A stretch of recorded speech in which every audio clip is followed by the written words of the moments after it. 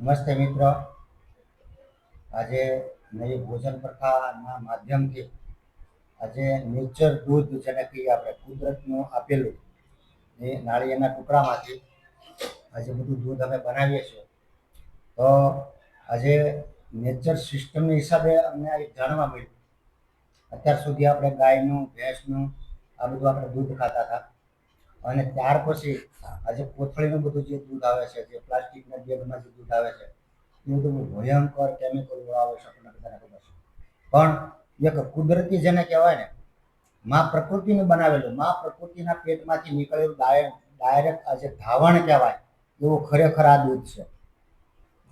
એટલે પંચતત્વથી જે શરીર બન્યું છે તે પંચતત્વથી શરીરમાં આજે પંચતત્વવાળી વસ્તુ જો આપણે નાખશું, તો નેચર ભોજન નાખશું, તો શરીરમાં કોઈ જાતના રોગ નહીં થાય.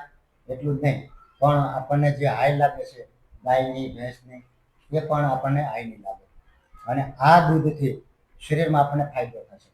એટલે માં પ્રકૃતિએ આપેલું દૂધ અને આ નાળિયેરનું દૂધ છે. નાળિયેરના પહેલા ટુકડા કરી નાખેલા છે અને નાળિયેરના ટુકડા કર્યા પછી અને એની બધી છાલ કાઢી નાખી છે.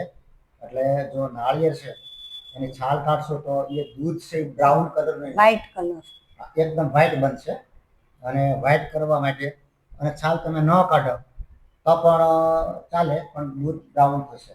અને છાલ તમે કાઢી નાખો તો વ્હાઈટ મસ્ત મજાનું જાડું ખદડા જેવું જેને દૂધ કહીએ ને, એવું સરસ મજાનું આ દૂધ આજે બનાવ્યું છે અમે. એટલે એની પહેલાં પણ એકવાર બનાવ્યું હતું. અને આ દૂધ અમે જ્યુસરમાં કાઢીએ છીએ. સુજાતાનું જ્યુસર સારું છે અને એમાં અમે આ દૂધ કાઢીએ છીએ. અને આ દૂધ જે છે તે આને હવે અમે થોડું અંદર લીંબુ અને થોડું સિંધો મીઠું આ નાખી અને ફ્રીજમાં મૂકી દઈશું. એટલે આ જામી જશે અને કોઈ પણ માણસને ખ્યાલ નહીં આવે કે આ માખણમાં ફેર છે. અને એટલું પરફેક્ટ માખણ બને છે કે તમે ખાતા રહી જાઓ. એટલે આજે અમે આ મા પ્રકૃતિનું જે ધાવણ છે તે અમે આજે ડાયરેક્ટ ખાઈએ છીએ. આજે અમારા ઘરમાં અમે 8 વર્ષથી એક પણ દૂધનું ટીપો અમારા ઘરમાં અમે લાવ્યા નથી અને અમે ખાતા નહીં. એટલે એનિમલ પ્રોડક્ટ્સ બિલકુલ બંધ. આજે આ ખાવાથી શું થશે કે બધાને પહેલાં તો આપણું શરીર બગડશે. શરીર એટલું બગડશે કે એની કોઈ કલ્પના નહીં. અને એની જે હાઈ લાગશે, એનું જે પાપ આપણને લાગશે એ આપણને ખરેખર ખ્યાલ નથી. એટલે નેચરલ ખાવો, નેચરલ જીવો. તમે બોલો દૂધ માટે. આપણે અત્યારે દૂધ ખાતા રહેલા છીએ તે બધું કેમિકલ યુક્ત છે. તે આપણા શરીરને નુકસાન કરે છે.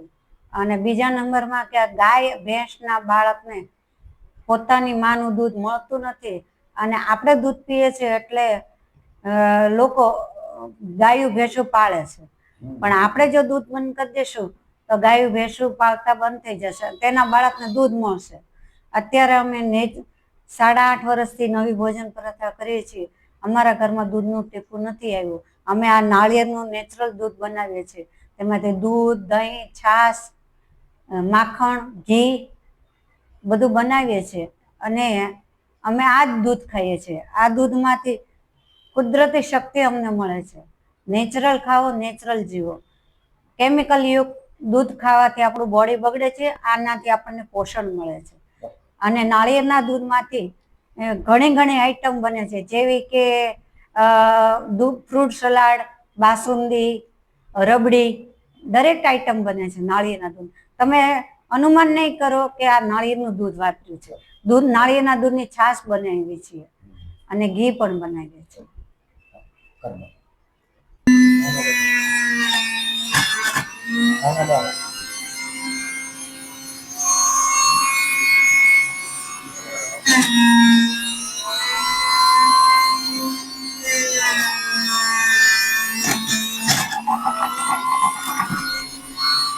ડટ્ટો રાખો, બધું બહાર ઉડે.